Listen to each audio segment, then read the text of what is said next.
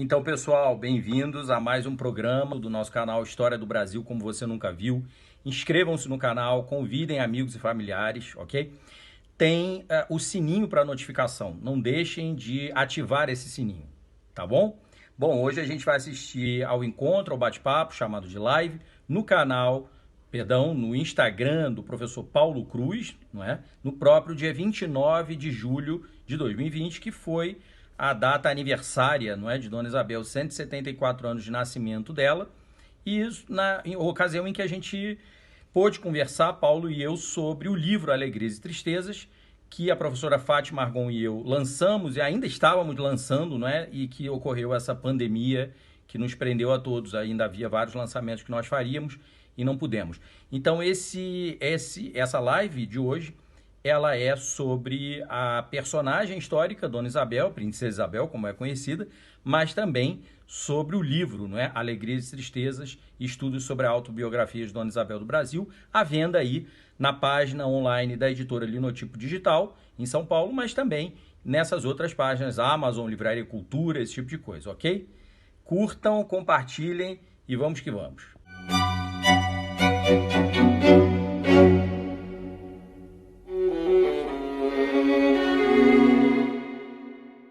Mas diga lá, meu caro, prazer e alegria e honra estar aqui com você. Prazer é todo meu, é todo meu.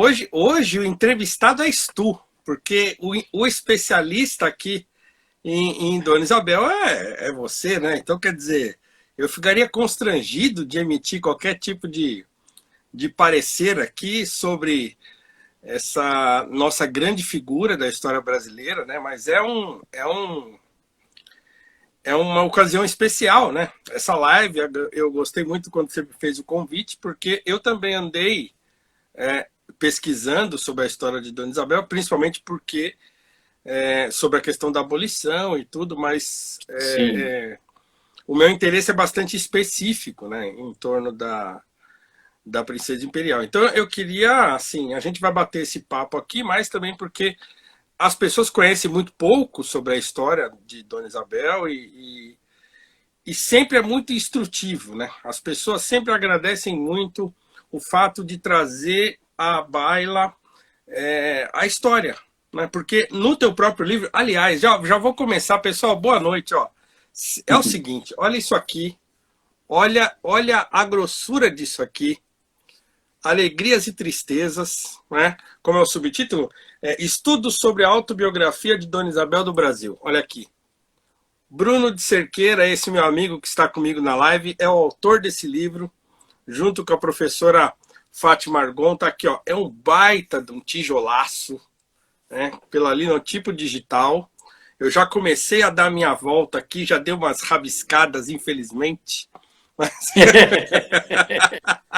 Mas Tá ó, gente, vocês têm que praticando comprar. sacrilégio bibliográfico você. Não, eu tô fazendo umas bolinhas bem pequenininhas, assim, para não precisar ficar escrevendo.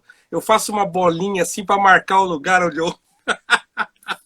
Para não macular essa obra maravilhosa, olha aqui. Então, bom, e eu dando uma lida no livro, eu vi que assim, é um estudo pormenorizado, né? Sobretudo dessa autobiografia da Dona Isabel. Aliás, eu quero começar contigo no seguinte: Dona Isabel, Princesa Isabel. Essa distinção você faz muito bem no livro, mas eu queria muito que você explicasse isso para quem Sim. nos assiste, porque essa é uma distinção interessante do ponto de vista historiográfico, né, e do ponto de Uhum. vista da correção dos termos mesmo, né? Apesar de ter se popularizado no Brasil, Uhum. o termo que é considerado, do ponto de vista formal, incorreto, né? Então diga lá, Bruno, boa noite. Pô, que prazer, viu? Boa noite, prazer grande. Meu caro, então vamos do início, como você falou. Agradecer aí a sua disponibilidade, sua amizade e vamos que vamos, né? Não faltam leads para nós. Então mostrar para o pessoal aqui um quadro que está atrás de mim, ó. Ver se está todo mundo vendo aí. Essa é a princesa Dona Isabel no exílio, né? Uma foto transformada em quadro por um amigo nosso que é, enfim, também é admirador dela, ou como a gente fala, isabelista, né? É, E lá do Ceará, isso na época dos 160 anos de nascimento dela. Hoje a gente está, no dia de hoje, na data de hoje, no 174 anos de nascimento, né? 100º, 74º aniversário de nascimento dela, e no ano que vem são os 175 anos de nascimento com o centenário da morte de Dona Isabel. Ela morreu em 1921, no exílio. Já o banimento da família imperial tinha meses que tinha sido revogado pelo presidente Epitácio Pessoa, mas de fato ela tinha sido exilada desde que o pai foi deposto. E não fez um ano, né, Bruno? Desculpa te interromper, mas foi meses depois ela morreu, né? Meses depois ela morreu. Ela não veio ao Brasil entre dezembro de 1920, janeiro e fevereiro de 1921, quando o marido dela veio, porque a saúde dela estava de tal modo fragilizada que se ela viesse ao Brasil, embarcar, toda aquela coisa, o navio, o mar, o frio, né, ela morreria na viagem. Ela tinha muita consciência de que a saúde dela não permitia esse nível de exposição, não é? O marido, o homem, né, e o barão de Muritiba, que era o veador da família no exílio, no fundo ele era uma espécie de mordomo-mor da corte dela, da corte isabelina no exílio. Eles vieram para trazer os restos mortais de Dom Pedro II e Dona Teresa. E ela ficou. E aí o que aconteceu, inclusive a correspondência trocada entre eles dois, né, marido e mulher, nós agora, para o ano que vem, pretendemos publicar, né? A gente pretende fazer esse trabalho também. E o que aconteceu foi que a saúde dela se deteriorou muito, porque ela, já velha, idosa, perdeu os 2 filhos. Ela tinha 3 filhos homens, né? Dom Pedro, Dom Luís e Dom Antônio. Ela perdeu Dom Antônio em 1918 e Dom Luís em 1920. Então, infelizmente, a saúde dela era muito fraquinha, ela não ia conseguir. Agora, o Lacombe diz algo que, sem dúvida, foi o que me gerou, né? Foi um fator motriz de pesquisa. Ele diz que, de qualquer maneira, ela não conseguia, talvez, quer dizer, ele não diz num sentido de animosidade só, mas ele diz até no sentido anímico, ela talvez não conseguisse desembarcar num Brasil que tinha feito a República contra ela, muito Sim. mais, né, do que contra o pai dela. Simbólico, né? Aí, simbólico, exatamente. E aí isso tudo a gente explora bastante a alegria desses textos, mas ainda tem muito mais a explorar. Quanto à discussão principiológica, epistemológica e filológica do nome, de fato, a expressão Princesa Isabel e a expressão Dona Isabel, que são duas diferentes, eu explico, você já viu, né, logo no início do livro, que é uma questão historiográfica teórica. Sim. Na verdade, a Princesa Isabel, que é uma personagem da história do Brasil, como mulher, talvez a mais famosa, não é a mesma personagem que Dona Isabel. E por que isso? Né? Aí é um aporte teórico-historiográfico que eu transmito isso no livro.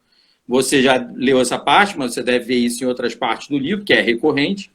Na verdade, Dona Isabel, que foi a regente do Império 3 vezes, teria sido a imperatriz do Brasil na transição do século XIX para o XX, foi banida e exilada junto com o pai. Em 1891, quando o pai morreu, ela foi considerada imperatriz do Brasil no exílio pelos circundantes.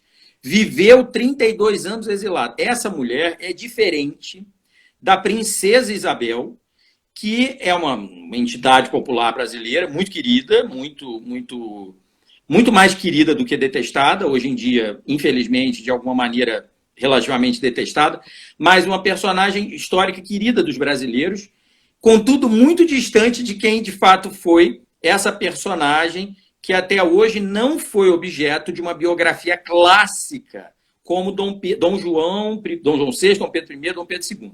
Eles tiveram biografias de 2, 3 volumes. Dona Isabel nunca teve essa biografia. Como eu explico em Alegrias e Tristezas, fazendo a história da historiografia dela, ela nunca foi pesquisada no mesmo grau que o pai, o avô ou o bisavô. E claro que isso tem a ver com o fato de ela ser mulher, isso é evidente. Porque dizer, porque os outros reinaram, ela não reinou. Não, mas ela governou 3 vezes, em nome do pai, como regente. Isso soma quase um mandato presidencial. 4 anos, né? E não foi só isso. Ela fez parte do movimento abolicionista, ainda que oficialmente jamais, mas enfim, ela fez parte do movimento abolicionista, que pôs fim a escravidão em maio de 88 e, na verdade, ela ajudou a promover essa finalização, o extermínio da escravidão.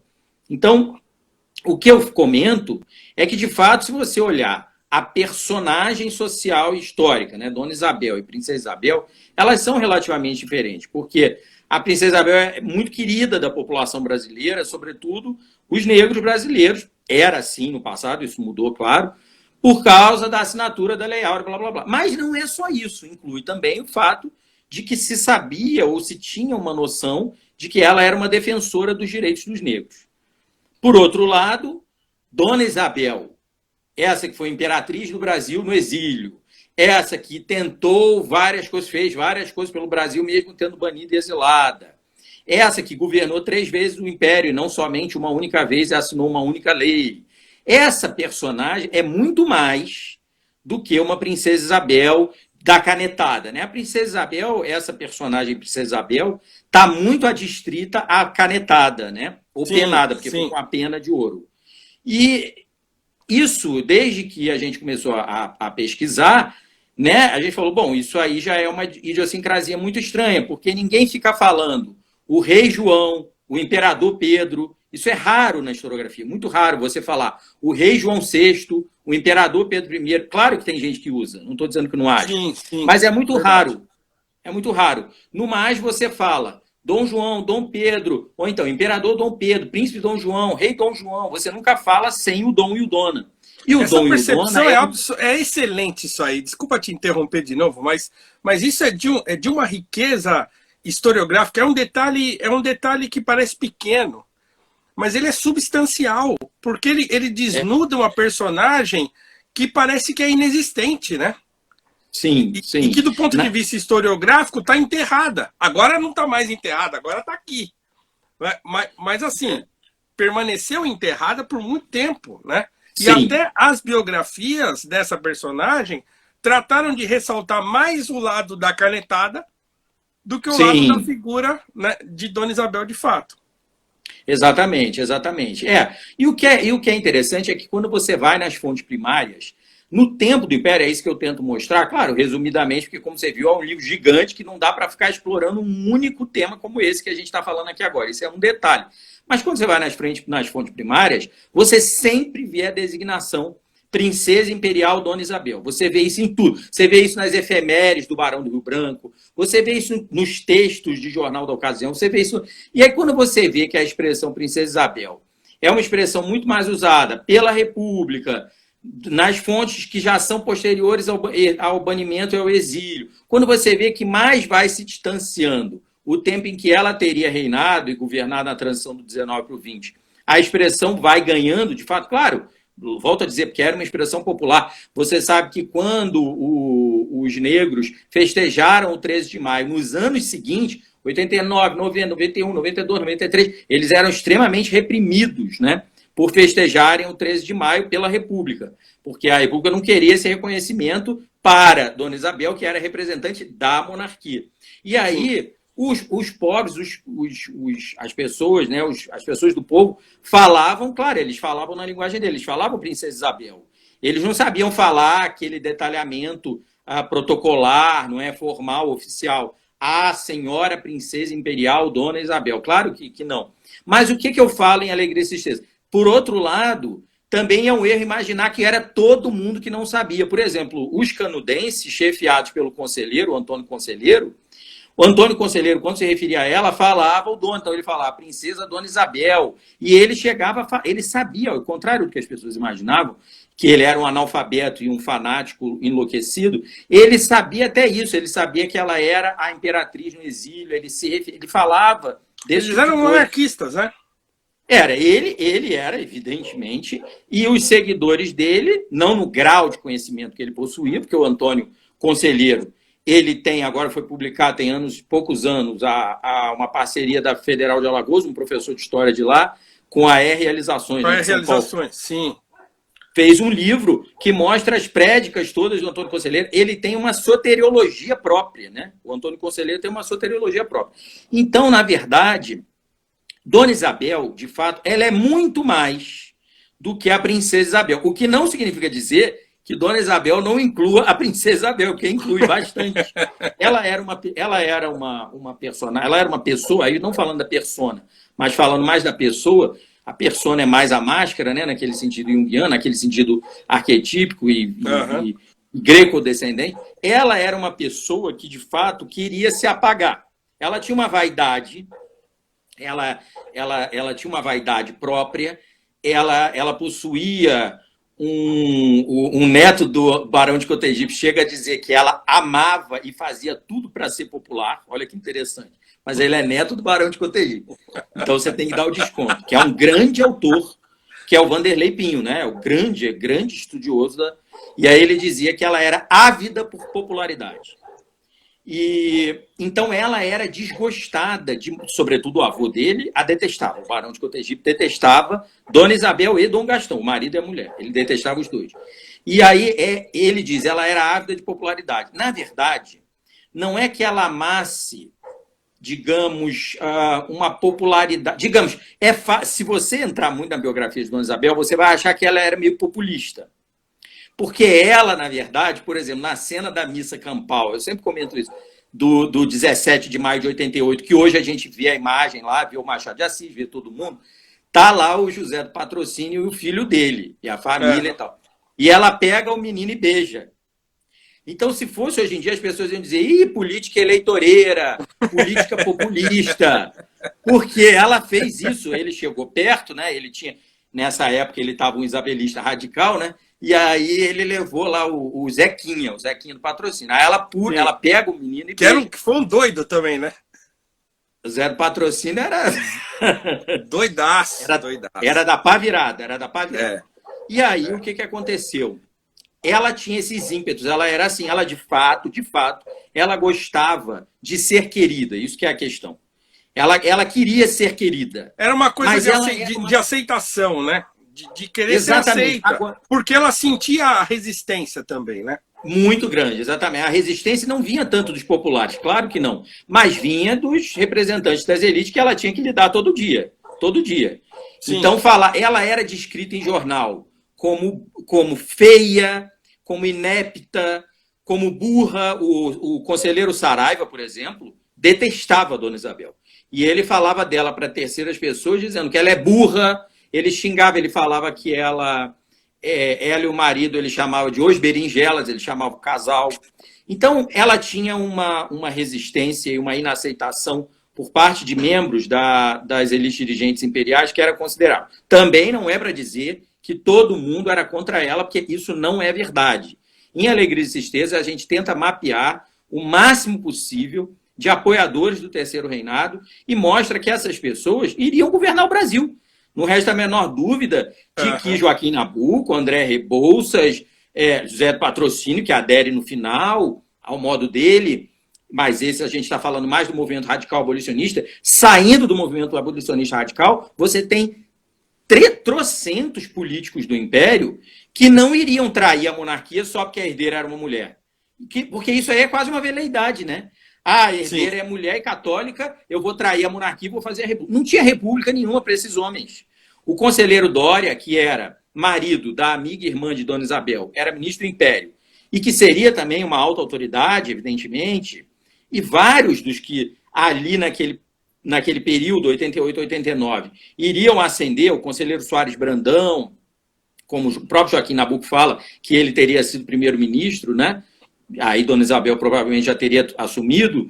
Então, esses homens e mulheres, o que é interessante é que Dona Isabel, na linguagem atual, né, ela empoderava mulheres, né, as amigas dela, a Dona Amandinha e a Dona Mariquinha, a Baronesa de Loreto, a Baronesa de Muritiba, ela encarregava, né, de altas funções, ela encarregou a Dona Maria Amanda Lustosa Paranaguá Dória, que é a Baronesa de Loreto, de entre mil aspas, uma espécie de Mobral da época. Então, ela pensava nessa obra, né, civilizatória, claro, católica, né, tudo na cabeça dela e dessas amigas todas era católico, elas só imaginavam que a educação e, portanto, a escolarização, a alfabetização, tudo isso tinha que conter catequese, né, na cabeça delas. Era uma obra social religiosa o tempo inteiro, né, tudo misturado, mas ela pensava que a obra da abolição, que era exterminar a obra da escravidão, só existiria, só teria algum nexo se fosse, aí volto a dizer, com a catequese, com a função educadora, né, e justificável, enfim, do ponto de vista cristão, não é? Mas isso não significa dizer que também elas eram alienadas. Elas queriam uma coisa assistencialista, o abolicionismo isabelino é assistencialista. Claro que era assistencialista, isso aí seria tirado do tempo dela. Mas não era alienado. É importante entender isso, né? Porque senão, hoje em dia, você começa a ler... Alguém está perguntando se tem na Amazon o Alegrias e Tristezas aqui, hein? Tem. E na Amazon. Tava com desconto até um tempo atrás aí, né? Tava, mas acho que não tá mais. Porque esse livro custou uma fortuna. Não vamos entrar nos valores aqui desse livro, mas ele custou aos dois autores e à editora e ao instituto muito dinheiro e muito trabalho e muita pesquisa. É um livro muito grande, ele tem 888 cravado, que até o rapaz que diagramou ficou espantado com o ano, né, 1888. Tem 888 páginas e tem mais o caderno de imagens, 2 cadernos de imagens imensos. Sim. É o livro que mais contém fatos e documentos históricos inéditos sobre Dona Isabel. Pessoal, comprem esse livro. Comprem esse livro, porque, olha, não só porque vai ajudar a pagar o próprio livro, porque no Brasil é um sofrimento publicar qualquer coisa, mas porque vocês vão ter uma obra sobre Dona Isabel de substância, né? Então, comprem o livro. Podem comprar sem medo de pagar o preço, porque vale. Ele é um livro da parceria do Instituto Cultural nosso com a editora Linotipo Digital de São Paulo, do nosso amigo Laerte Zanetti, que é uma pessoa que se empenha muito pelo resgate histórico, não é? Pediram para mostrar de novo, tá aqui, ó. Que se empenha muito no resgate histórico das personalidades do Império, mas também, enfim, de outras épocas, e que então, junto com a Linotipo Digital e o Instituto, fizeram o crowdfunding seguido da própria edição do livro e a publicação.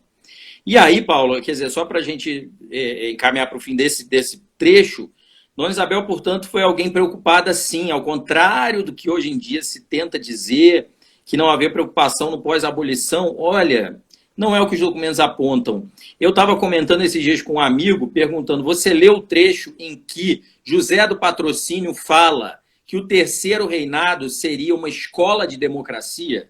Aí ele comentou, não, eu não li, eu não cheguei nessa parte ainda. Então, quer dizer, eles todos falavam o que seria, claro, evidentemente, que eu digo isso no livro, o livro Alegrias e Tristezas, né, ele contém teoria e história da historiografia e contém a escrita de si, que é da parte da professora Fátima Argol. Nós não podemos escrever a história que não aconteceu, porque o nome disso é contrafactualidade.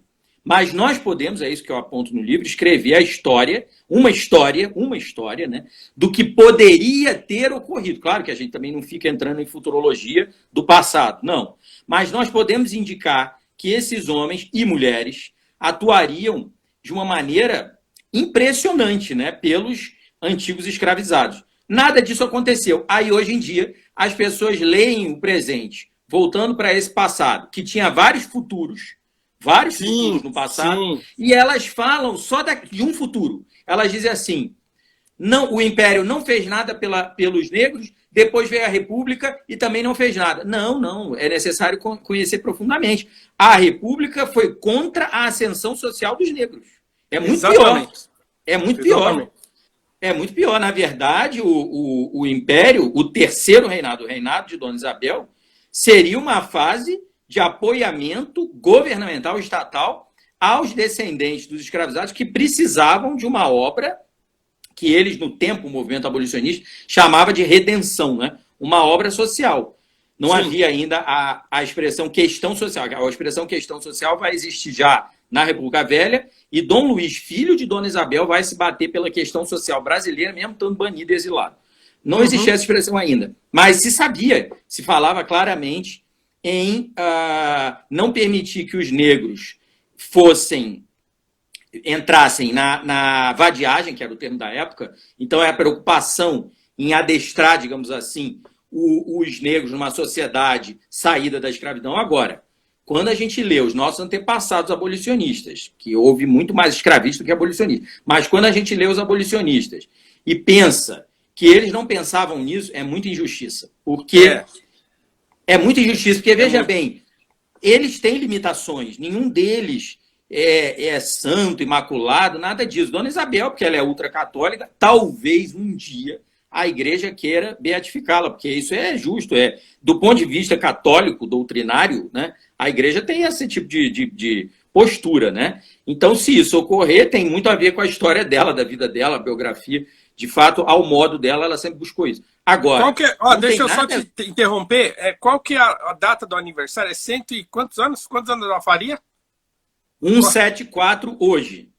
Tá, eu vou colocar aqui no título da live, tá? Tá bom. Alguém perguntou aqui qual que era o título, mas vai falando aí. O título dela? Não. Não, eu vou colocar aqui um título na live porque as pessoas estão perguntando. Ah, tá, 174, né? E aí, meu caro, olha só, Elite Negra Imperial, agora eu até li aqui um comentário, indenização dos libertos. Acho que até eu devo falar isso, você vai fixar, né? Ah, tá ótimo. É o nosso amigo Léo que está aqui conosco, o nosso amigo Elite Léo. Negra Imperial. Olha, um abraço, Léo. Eu posso comentar sobre isso perfeitamente, até porque é algo que no livro é explicado também. Não, mas só para concluir o raciocínio anterior, os abolicionistas não têm culpa do que eles não fizeram. Eles podem ter culpa do que eles fizeram. Eles não podem ter culpa do que eles não fizeram. Exatamente. Os abolicionistas pensaram o Brasil na transição do século XIX para o século XX. Agora, eles não governaram o Brasil. Dona Isabel foi banida, a República não deixava nem ela pisar no Brasil. E as pessoas dizem que ela era uma nulidade. Imagina se ela não fosse, brilhante, né? Porque ela não podia nem pisar aqui. Joaquim Nabuco, durante mais de uma década, não aderiu à República, não, né, sofreu o pão que o diabo amassou, o cunhado dele foi preso, as pessoas foram torturadas e mortas. Não, mas um detalhe, Bruno, um detalhe importantíssimo. Quando a gente vê, por exemplo, a troca de cartas entre... A gente não sei muito. A troca de cartas entre Nabuco e Rebouças. Certo? Sim. É o suficiente para a gente imaginar. Né? Primeiro, eles não rejeitam a monarquia, certo? Não, Rebouças não era um tolo. Rebouças não era um tolo, tampouco Nabuco era um tolo. Então, o Rebouças vai para o exílio junto com a família imperial. O Nabuco vai embora para os Estados Unidos, aí volta e fica tal, né, naquele vai e vem sofrendo o diabo, né? Mas os dois, eles têm uma amargura muito grande por não terem conseguido continuar o trabalho que eles começaram. Isso fica remorso. muito claro. Remorso. Isso fica muito claro na troca de cartas entre eles. Quando o Nabuco fala para o Rebouças, olha, os ex-escravos estão jogados ao vício. Sim, sim. Né?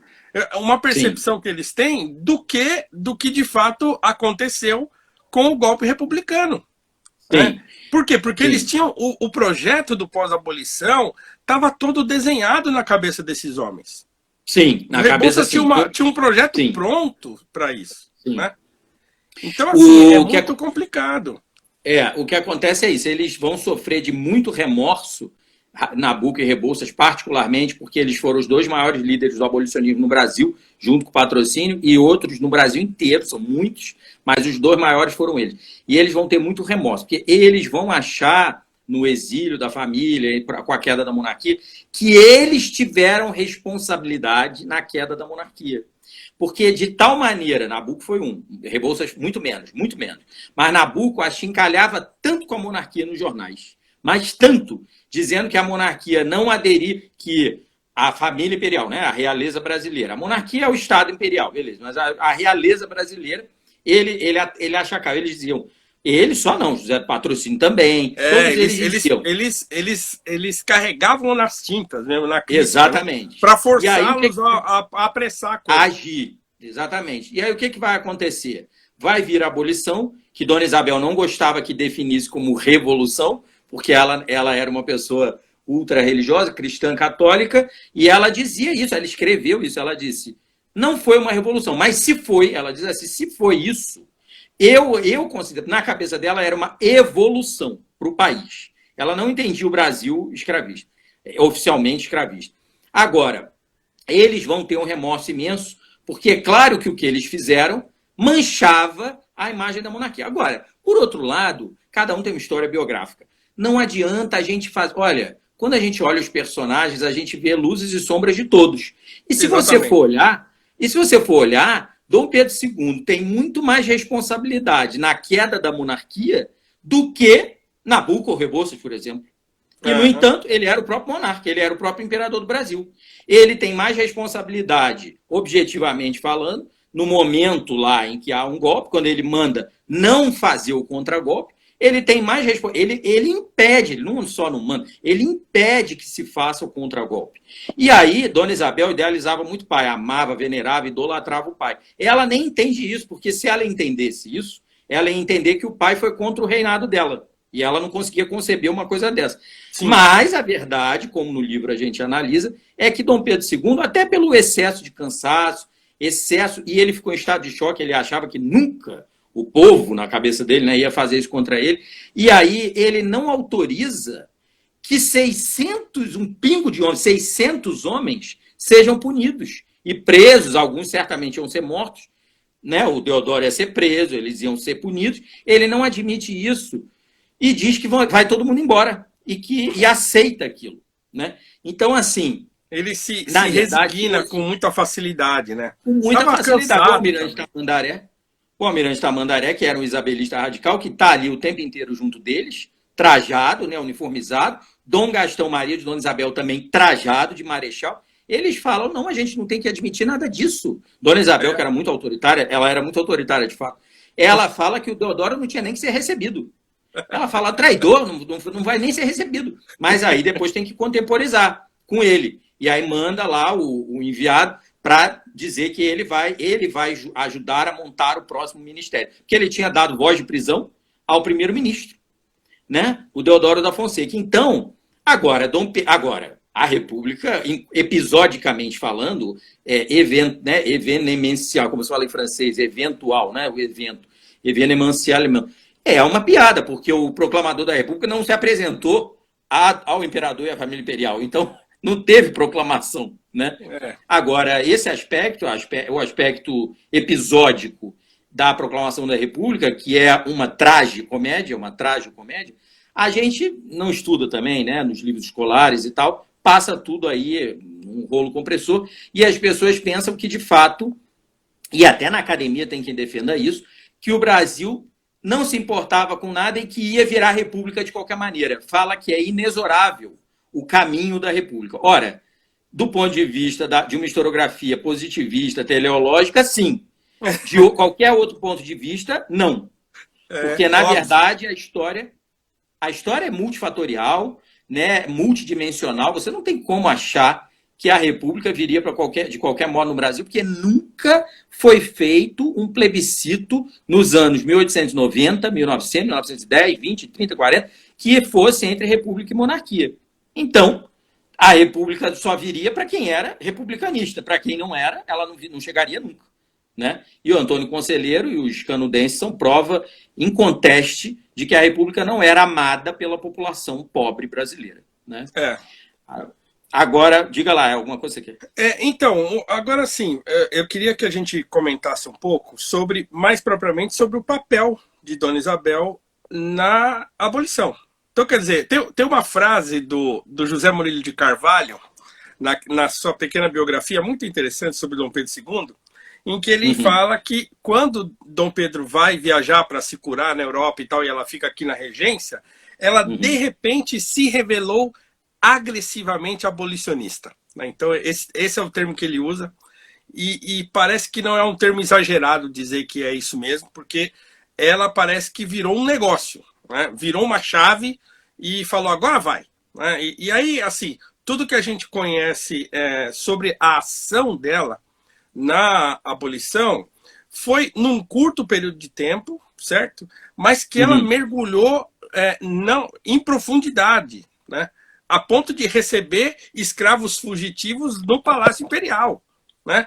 E de ajudar os quilombos abolicionistas. Então, quer dizer, o papel real, e aí aproveito para a gente vai ter que tocar nesse assunto, que é a famigerada carta né? A carta apócrifa ao Visconde de Santa Vitória, que, como você diz, e eu concordo contigo, eu também já divulguei essa carta como se fosse verdadeira, mas é o que você diz no livro, e eu concordo, que, assim, o propósito em si da carta, o propósito que a carta traz, ele não assim, absurdo, né? Mas é o tom que é absurdo, né? Sim, mas, total. E o papel dela na abolição de fato, assim, que todo mundo fala, mas expressão inglesa, isso aí eu já falei um monte de vezes, que isso é uma besteira, assim, porque não há nenhum registro de pressão inglesa, essa coisa que os caras trouxeram aí de, era coisa do capitalismo, é tudo coisa ridícula. Mas, assim, o fato é que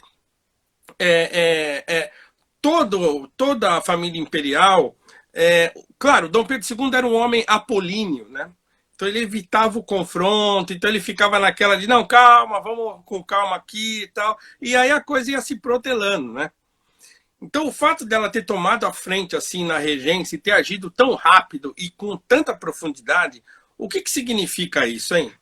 Era um oportunismo, como muitos vão dizer? Sim, para Rui Barbosa, por exemplo, era um oportunismo descarado e vil, né? Ele via até vilania em Dona Isabel. E Dona Isabel não era tão vilã de forma alguma. Vamos lá, dividir em duas questões. A carta, que eu vou falar no segundo momento, e primeiro a abolição, para falar dessa carta. A carta, antes de mais nada, pessoal, essa carta é falsa, e eu já sabia que ela era falsa desde a origem dela, porque no livro Alegria e Tristeza eu explico que a reportagem da revista procurou o Instituto antes de falar com outras pessoas. E eu expliquei que a carta trazia muito mais pergunta do que resposta, que foi o mesmo posicionamento que meu amigo Robert Daiber, que é biógrafo de Dona Isabel também, tomou. Mas antes da gente falar da carta, eu explico depois por quê, falar da abolição. Há autores, como João Camilo de Oliveira Torres, conservador, catolicão, né, mineiro, que tem uma influência enorme no professor José Murilo de Carvalho. O professor João Camilo de Oliveira Torres, ele coloca como católico, Carlos de Laet, todos os católicos, colocam Dona Isabel como quase que uma artífice plena da abolição. Isso é injusto com os demais abolicionistas, não resta dúvida. Inclusive, pelo que eu conheço, Dona Isabel e Fátima Argon também, ou Robert também, a gente pode dizer plenamente que Dona Isabel não se considerava artífice da abolição. Como que a gente sabe disso? Pelas coisas que ela escreveu. Inclusive, em Alegria e Tristeza, você lê quando ela diz para o pai: eu fiz um pouquinho disso tudo. Era uma modéstia dela, porque ela fez um pocão, mas ela também não fez tudo.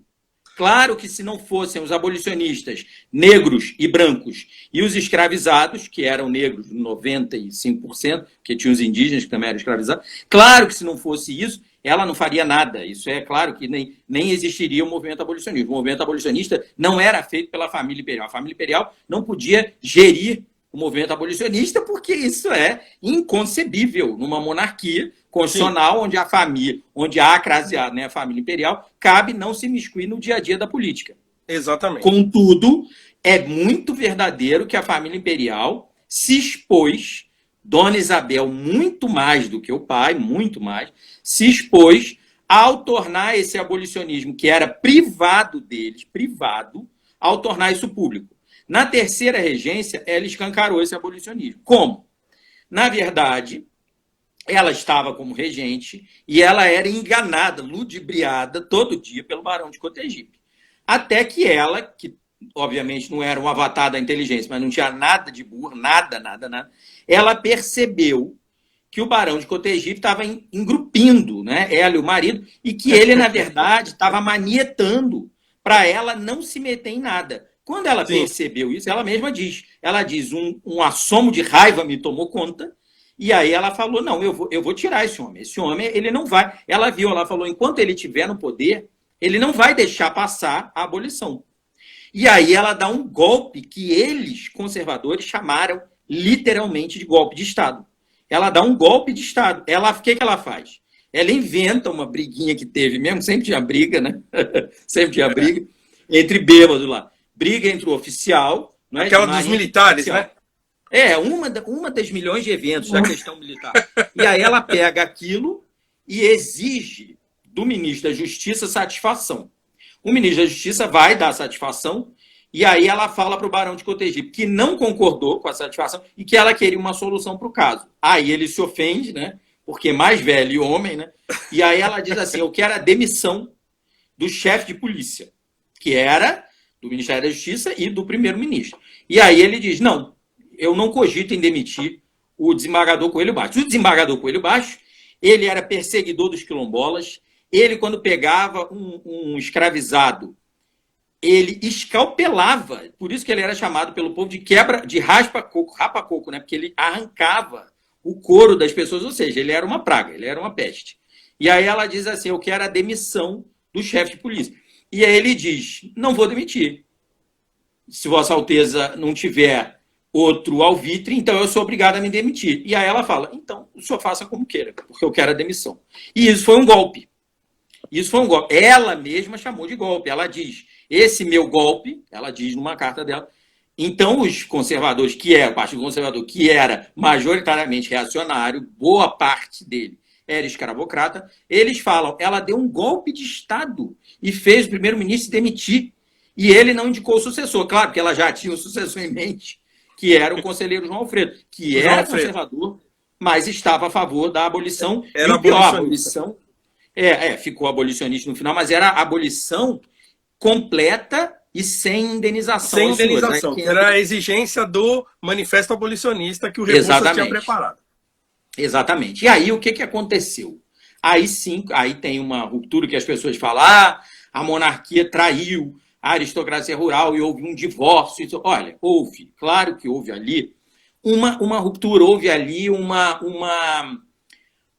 situação, não é, política insustentável em algum sentido, mas não em sentido pleno. Obviamente, não é? Os senhores, Dona Isabel não admitia a indenização aos senhores de escravos. Ela diz no documento autobiográfico dela, ela escreve assim, ela está escrevendo no exílio, né, já sofrido em 1908, ela dizia assim, o que eles queriam? Aí ela coloca em francês, né, que ela escreve em francês, já idosa e já se distanciando daquela história, que ela sofria muito. Aí ela coloca assim, indemnité, quer dizer, indenização. Aí ela diz, depois de tudo que eles tinham feito para os negros a vida inteira, depois de ter explorado os negros a vida inteira, eles ainda queriam ser indenizados. Então ela era contra. O Rebouças fala que Dom Pedro II se recusou terminantemente a indenizar os senhores de escravos. O Rebouças diz isso. Que eles queriam indenização e o Dom Pedro falou não e não. Não vamos indenizar. Mas aí que tá. Pois é. Dom Pedro II e a filha se amavam muito, se respeitavam muito, e a filha tentava se parecer em tudo com o pai. Mas eles tinham divergências. Dom Pedro II... Pera um pouquinho. O Adroaldo, indenização aos senhores, viu? Ele está falando que a abolição tem indenização incompleta, ilegal e imoral. Mas nós estamos falando da indenização aos senhores. A família imperial não queria indenizar os senhores de escravos, porque eles exigiam ser indenizados, né? E por isso que se voltaram com tanta força contra a monarquia, né? Não, e aí já vai entrar no... Eu não sei se o nosso tempo, que eu não sei o tempo aqui, viu, meu pai? Eu vou, na hora que estiver encerrando eu aviso, porque aí eu vou salvar e aí a gente, se tiver que voltar aí mais um pouquinho, a gente continua. Tá bom. Então, para já passar, então vamos passar exatamente para o assunto indenização, porque é o assunto da tal carta que as pessoas querem muito saber. E veja bem, as pessoas hoje em dia perderam, não é, já o senso relacionado à indenização pecuniária no fim do século XIX em relação à abolição, né? No que concerne à abolição da escravidão e as consequências dela. As pessoas hoje pensam que a indenização que existiria seria talvez para os escravos, né? Vamos indenizar os escravizados porque eles eram escravizados e foram libertos e agora eles têm que ganhar uma indenização. Calma, né? Devagar quando que o santo é de barro. A indenização que se falava naquela quadra histórica era somente para os senhores de terra, os senhores de escravizados que perderam na cabeça deles e no direito putrefato que era praticado no Brasil a sua propriedade. Na cabeça deles, eles tinham propriedade sobre gente humana. Isso é uma aberração? É aberração para nós? É aberração naquela época? Era. Todos acreditavam que era uma aberração? Não. Muitos brasileiros acreditavam piamente que o direito de propriedade que eles tinham sobre os escravizados era absoluto. e que, se fosse confiscada a propriedade, eles tinham direito a uma indenização. Hoje a gente olha passar e fala, ó, que aberração. Eles iriam olhar para nós e iam falar, ó, que aberração. Vocês pensarem que eu tenho uma propriedade, vem o Estado, tira essa propriedade de mim e não me dá nada. Manda eu ir passear. Agora, veja bem, indenização aos senhores era muito falado. E Dona Isabel era contra. Dom Pedro II, filosoficamente falando, também era contra. Agora, política é outra história. Política é a arte do possível. Dona Isabel era radicalmente contra a indenização, eles foram chamados de indenizistas, mas, no vamos ver, quando João Alfredo é pressionado, ele começa a mover, né, as peças para tentar fazer algum tipo de indenização aos senhores. O movimento abolicionista cai de pau, nasce naquele período lá um pequeno escândalozinho de corrupção relacionado a um genro dele, e aí ele acaba sendo caído. O governo João Alfredo cai. E é aí que Dom Pedro II coloca o Visconde de Ouro Preto, que já era muito conectado ali a Dona Isabel, mas que também seria um período de, né, um interregno ali, para, de fato, a ascensão ao trono dela. Agora, indenização aos escravizados. E aí entra essa tal carta. Indenização aos escravizados, da forma como a gente pensa hoje em dia, é inimaginável no século XIX. O que havia, aí sim, formas de indenizar, eram os planos de André Rebouças, Joaquim Nabuco, eles todos, de reforma fundiária no Brasil. Reforma pecuniária, né? De terra, né? Doação de terra. Exatamente. Isso sim. Isso é uma indenização? Entre mil aspas. Isso, na verdade, é direito. Isso é direito puro.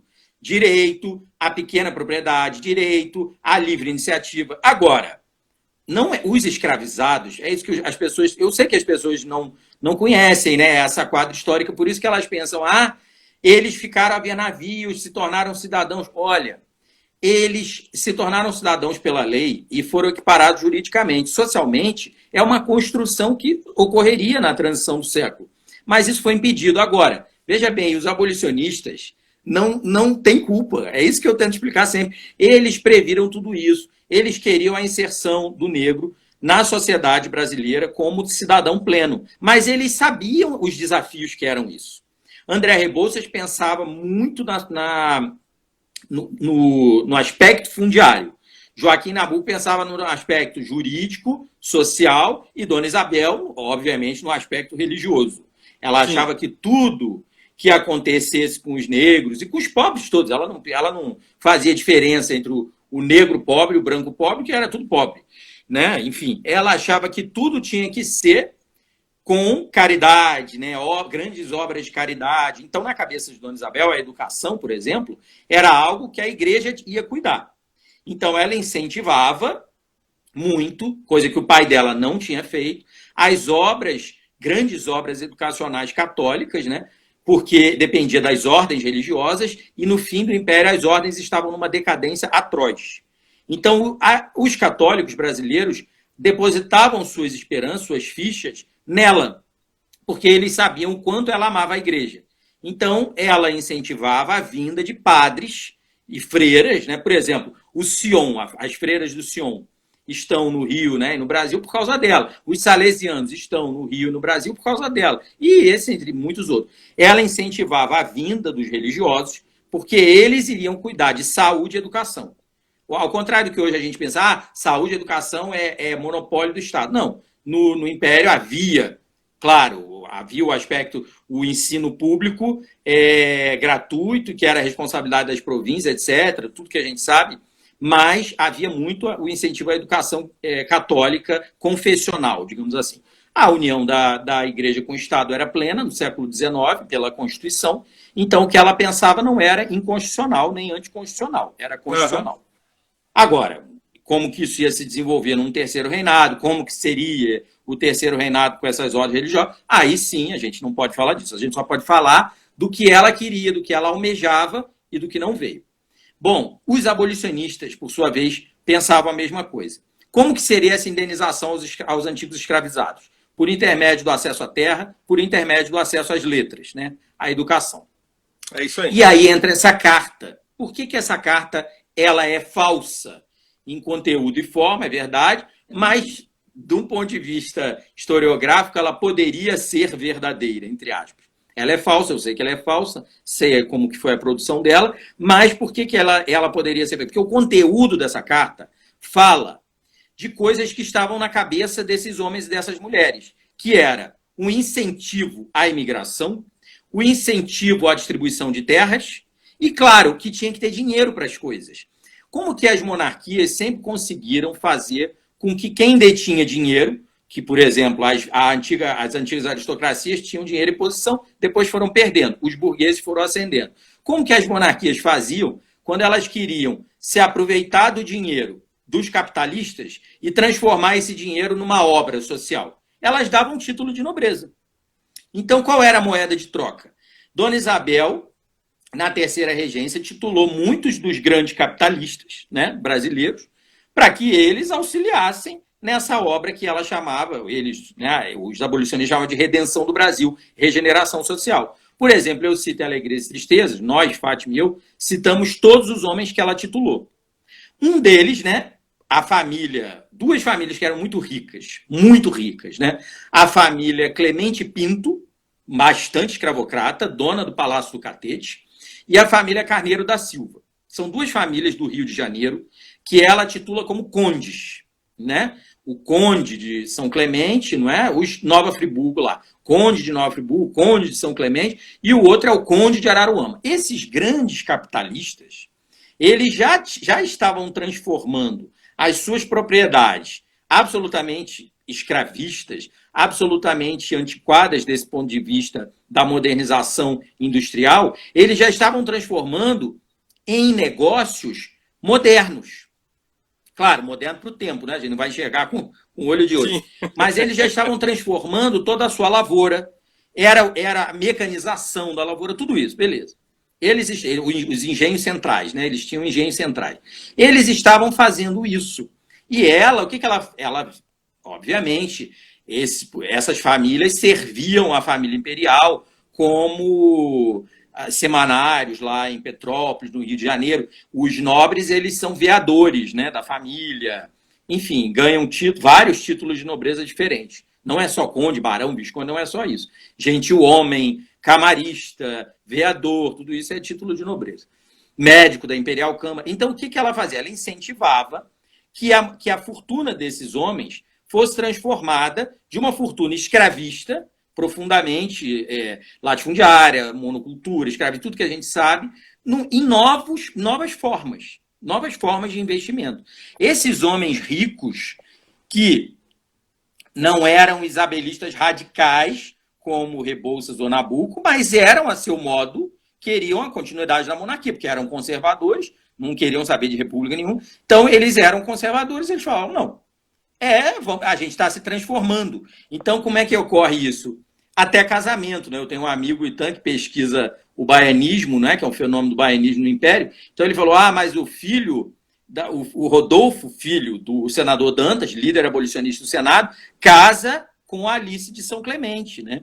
E eu falei, o que alguém pode enxergar como um abolicionista casando com uma escravista, você pode enxergar o extremo oposto, que é uma família escravista sendo um pouco, pelo menos, transformada numa família minimamente abolicionista.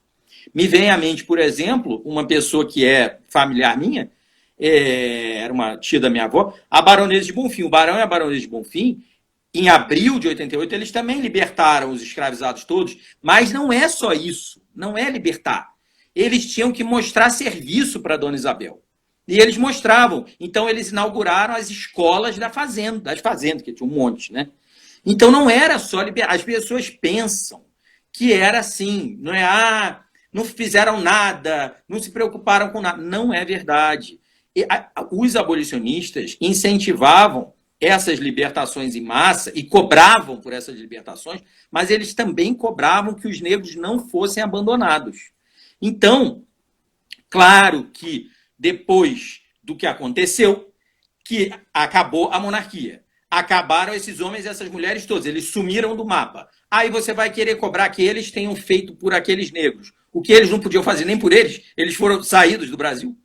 E é impossível, isso é totalmente impossível. Então, essa carta famigerada, ela fala de um banco que o Visconde de Santa Vitória era muito rico. Olha só, não há, essa carta é falsa. Mas veja, o Visconde de Santa Vitória é um desses centenas de titulares brasileiros que, tendo dinheiro, ele era rico, não era multimilionário, mas era rico, poderia sim ter ajudado nos projetos de modernização industrial brasileira. Sempre os nossos cientistas sociais falam em modernização conservadora. Tudo bem, modernização conservadora, o Império era conservador. Embora, era isso, liberal conservador, é tudo ao mesmo tempo, é liberal e conservador, liberal e conservador. Sim.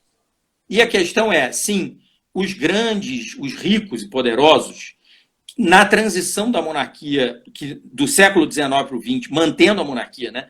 Na transição de séculos brasileiros, esses ricos e poderosos seriam chamados, evidentemente, e seriam galardoados por isso, para ajudar nessa transição.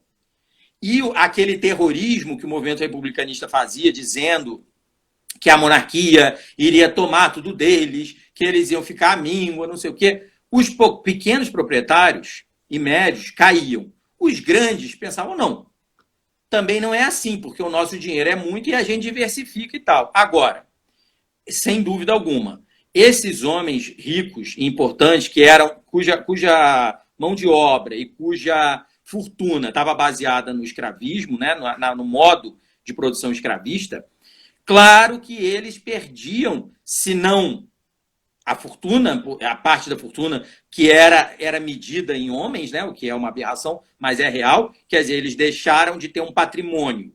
Eles tinham um patrimônio X e passam, depois da abolição, a ter um patrimônio X menos Y, porque eles perderam o valor, a liquidez do escravizado acabou, porque ele não era mais escravizado. Bruno, peraí, só um minuto. Deixa eu encerrar, porque eu tô com medo de ela acabar. Já tá chegando no tempo e ainda não recebi um aviso, tô com medo de acabar de repente e eu não consegui salvar. Opa! Sejam bem-vindos de volta. Voltamos, é isso aí. Pessoal, bem-vindos de volta aí, né? O pessoal tá entrando de novo. Estávamos com 60 e poucas pessoas. Então a gente estava falando sobre a carta, né? A famigerada carta apócrifa ao Visconde de Santa Vitória, né? Que mesmo em sendo uma carta falsa, os seus objetivos, ou os objetivos narrados por essa carta, eles, claro, não aconteceram, tal, mas poderiam acontecer. É aquilo que o Aristóteles chama de verossimilhança, né? Sim. A carta ela não é verdadeira, mas ela é verossímil do ponto de vista das realizações que ela intentava, tirando os exageros, aquelas coisas do sufrágio feminino, do libertar as mulheres. Não, o sufrágio feminino não. Ela era a favor, uma correção. Né? O sufrágio feminino ela era a favor. Agora, a carta fala em grilhões domésticos, né, para as mulheres. Usa termos que não são termos. No livro a gente explica o que é o isabelismo, né? E a gente fala assim, existem coisas que são isabelistas, ou seja, de cultores de Dona Isabel, devotos de Dona Isabel, amigos de Dona Isabel, e isabelinas, que é aquilo que é de fato dela. Ela escrevia, ela pensava, ela falava. E os termos da carta não são isabelinos. Dona Isabel, na verdade, ela, por exemplo, ela defendia o direito das mulheres de votar. Ela era, nesse aspecto, ela era... Mas ela não diria isso numa carta ao Visconde de Santa Vitória, né? Não, que não era nada dela, não era nada. O Visconde de Santa Vitória não era aviador da família imperial, não era nada. Agora, o que acontece? Por que eu sei que a carta é falsa? Não é só um detalhe ou outro. Dona Isabel não assinava a assinatura Isabel nem para o pai e para a mãe. Ela assinava Isabel Condessa de até para o pai e para a mãe. Imagina para um titular do Império. Então, quando eu vi a carta, desde o início, eu sei que a carta é falsa. Inclusive, porque, enfim, eu sei até a história da produção. Que não vem ao caso falar. Mas a questão é, a carta, não é o que eu digo no livro, ela é a ponta de um iceberg. A ponta do iceberg, não a carta em si, mas o terceiro reinado que não veio. É isso que as pessoas precisam estudar. No lugar do terceiro reinado, teve a República Velha. A República Velha, durante 10 anos, assassinou a população brasileira até dizer chega. Não foi só no Rio de Janeiro, foi no Rio, na Bahia, Canudos, que a gente sabe, em Santa Catarina, no Mato Grosso, no Maranhão. Já teve aqui, os nossos amigos do Maranhão já tiveram aqui. Hoje existe um livro o massacre do 17 de novembro, de um sociólogo, professor, acho que na Unicamp. Hoje a historiografia consegue dar conta, diferente do passado, de tudo, assim mesmo, primitivamente ainda, de tudo quanto movimentação beligerante, digamos assim, da República, para ela se firmar como forma de governo dos brasileiros, que foi matando a população pobre, negra, né? Tanto que até a favela, esse termo que está tão colado com a imagem do Rio de Janeiro, favela é o nome do pedaço do Morro da Providência, lá no Rio de Janeiro, que foi habitado pelos soldados que voltaram de Canudos, porque lá em Canudos tinha o Morro da Favela. Ora, até o nome favela tem a ver com a obra da República Velha. A favelização é um fenômeno urbanístico de massacrar os pobres do centro da cidade do Rio de Janeiro. Eles não tinham para onde ir, não tinham como morar, né? E todo mundo lá quebrando o prefeito bota abaixo, né? O prefeito Pereira Passos, e não se importando dos pobres terem onde viver, mandando ficar todo mundo à margem da sociedade. Até isso tem a ver com a história da República no Brasil. Agora, a história da República no Brasil não é conhecida. Ela é uma história, a República, a Primeira República, a República Velha, conhecida somente dos historiadores que estudam esse período. Então, o que a gente sempre fala, não é, no neoabolicionismo, que é esse nosso movimento de resgate do abolicionismo, da vida e da obra dos abolicionistas, o que a gente fala no neoabolicionismo, como se fosse um mantra, é o seguinte: olha, estudem a República Velha, estudem a Primeira República, aí vocês vão entender muito do que o Brasil atual é. Agora, se vocês não estudarem a República Velha, ficarem eternamente a difamar a escravidão, que é óbvio que é nefanda, dizer que tudo no Brasil é fruto da escravidão. Verdade, tudo que não presta, socialmente falando, a gente é legatário, não é? Os índices de criminalidade, as penitenciárias, que o ministro da Justiça da ocasião falou que eram masmorras medievais, e as masmorras deviam ser muito melhor do que as penitenciárias brasileiras. Então, se você pensar, tudo é verdade, é legado escravista, é legado da escravidão. Agora, por que depois de passar da abolição não foi alterada a sociedade? Por que a sociedade não foi reformada? Não é? O Estado não. Porque o Estado da República Velha é um Estado liberal oligárquico que não defendia a vez e a voz dos pobres. Então isso precisa ser compreendido. Não, e um detalhe importante, Bruno, é que eu digo o seguinte: quando a gente fala também que é o legado da escravidão, o fato de nós termos esses grandes indicadores sociais que ainda mantém, por exemplo, os negros entre os mais pobres e tal, eu digo que isso também precisa ser olhado com cuidado. Por quê? Porque passaram-se 130 anos da abolição, né? Sim. E 130 anos passados da abolição, absolutamente nada foi feito. Então, quer dizer, muitas coisas poderiam ter sido feitas por todos esses governos que passaram pelo Brasil de lá para cá e não foram feitas. Então, quer dizer, 130 anos depois, não dá para a gente ligar esse fio até a escravidão tranquilamente, né? Porque muita gente é culpada pelo descaso, né? Que aconteceu com os pobres, com os negros brasileiros, ao longo de todos esses anos, né? E a República Velha, com toda aquelas ideias eugenistas que ficaram borbulhando ali nos primeiros 30 anos da República, aquilo é uma vergonha, né? Então tem duas observações aí. Eu li aqui, eu consegui ler, a professora Érica Cerqueira, minha querida prima, lembrando que tem esse ato entre a dita proclamação da República e o governo Vargas, porque na própria graduação de História, nós, historiadores, não estudamos praticamente nada disso. Então, eu confesso isso aqui de público. Que é um horror, né? Claro. Que é um horror absoluto. É um estupor não ser estudado. Eu sempre estudei essa fase toda, porque, claro, né, me especializando aí nos estudos isabelistas e isabelinos. Mas eu posso falar claramente que isso não é muito estudado, o que constitui um estupor, claro. Outra coisa é o que o nosso amigo Leonilson estava lembrando, que é o Grande Lima Barreto. Quer saber o que foi a República Velha para os pobres e para os pretos? Não precisa ficar fazendo muito estudo. Claro, tem que estudar muito, mas não precisa ficar se desesperando, não. Lê o Lima Barreto que você vai descobrir como que a República Velha era para os negros e os pobres.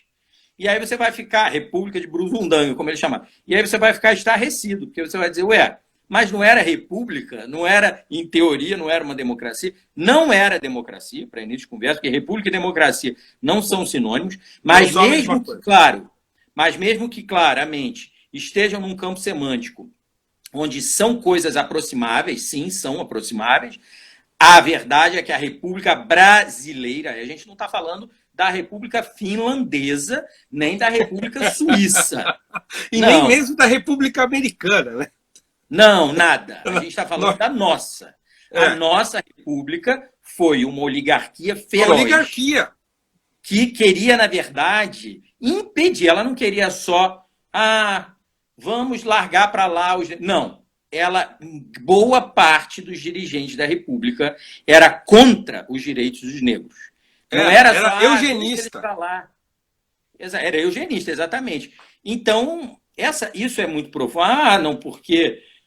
não se pode falar assim, porque tinha um ou outro. Tinha um ou outro. A imensa maioria não era a favor dos direitos dos negros e dos pobres. Eu posso falar isso muito bem, eu sempre dou esse depoimento pessoal meu, porque a minha família paterna, tanto de um lado quanto de outro, elas eram famílias da aristocracia rural. Então, assim, elas não estavam. Eram famílias patriarcais que nunca iam se importar, entende? Se os negros não estavam tendo educação, se não sei o quê, porque era uma continuidade do que tinha antes, e mesmo sendo decadente, não tinha nenhuma consciência social de que tinha que mudar aquilo tudo. Não tinha nada disso. Pelo contrário, era para permanecer como estava, que era uma forma de você se manter igual estava antes. Né? Exatamente. Você é de famílias que eram donos das fazendas, aí os antigos escravizados continuaram a seu serviço e agora eles eram neo-escravizados. Eles eram escravizados de uma outra maneira. Até ganhavam um salário, quando ganhavam. Mas isso não significava nenhuma alteração social. Só existe alteração social com educação e cultura. Tirando isso, é um delírio, porque nada vai mudar. É só você falar, nada vai mudar. E aí, nesse aspecto, é que eu acho fulcral o estudo dos abolicionistas. Porque nós não os estudamos e os acusamos de não terem feito nada. E aí você pensa, é muita injustiça. É muita loucura, porque Joaquim Nabuco, André Rebouças, José do Patrocínio, o Rodolfo Dantas, que era o filho do senador Dantas, o próprio senador Dantas também, os abolicionistas negros, além de Rebouças e Patrocínio, você tinha outros abolicionistas negros, que, né, o Vicente de Souza, o Ferreira de Araújo, todos que viveram, tiveram sua obra, morreram, né? E tem os abolicionistas não negros. O João Clapp, amanhã vai ter uma defesa de mestrado, que é sobre a mulher do João Clapp. As mulheres abolicionistas não são conhecidas. Elas trabalharam muito. O Antônio Bento de São Paulo, que sucedeu Luiz Gama em São Paulo, a gente fez live aqui com o bisneto dele. Pela primeira vez está vindo aluno, elementos da biografia, porque é o bisneto que se dedicou a vida dele inteira a pesquisar o bisavô. Por quê? Porque o bisavô ficou desconhecido. Um homem que, para a história de São Paulo, é tão importante, que a irmã dele, a filha adotiva da irmã dele, é a Augusta, que dá nome à Rua Augusta. Então, assim, os abolicionistas, eles estão intimamente ligados à história do Brasil. Agora, quando você não os conhece, quando você vê o nominho deles lá em rua, o nominho num livro, e você não sabe a vida e a obra deles, você não entende o Brasil atual. O Brasil atual necessita dos abolicionistas. Por isso que nós entoamos esse neo-abolicionismo. Você também. Você é um neo-abolicionista prático, né, firme, está aí todo dia trabalhando para que os brasileiros, negros e brancos, mas sobretudo os negros, conheçam José do Patrocínio, André Rebouças e tanto, Luiz Gama.